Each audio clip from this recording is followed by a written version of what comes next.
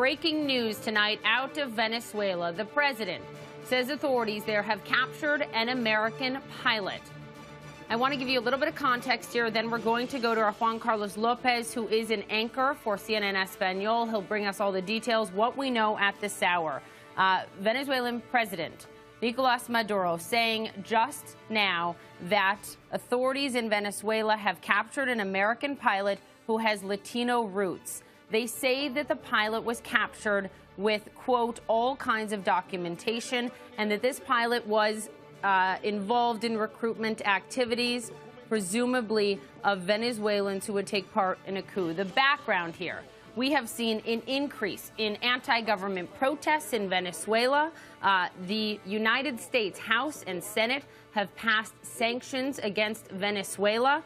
Nicolas Maduro and his government fighting back vehemently against those, saying things such as calling the U.S. government arrogant, imperialist Yankees. We also know Maduro has called on other countries to set up a coalition to look into human rights violations by the United States. So I cannot stress enough that there is a tense relationship between the U.S. government and Venezuela's government, and that sets the stage for what we now see: an American pilot taken prisoner in Venezuela.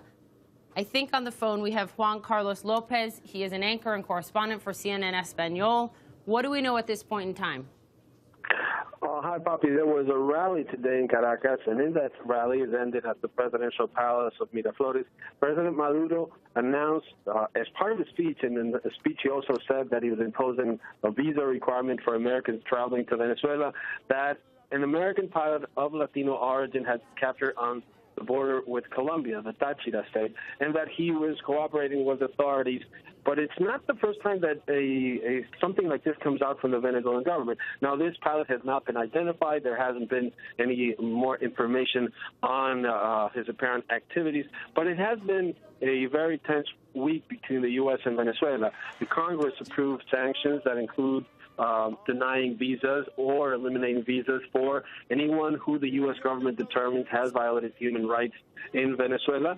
And the response from President Maduro today was to impose a visa requirement for Americans traveling to that country, right, and an insistence on an alleged coup against his country. But so far, evidence has been very scarce.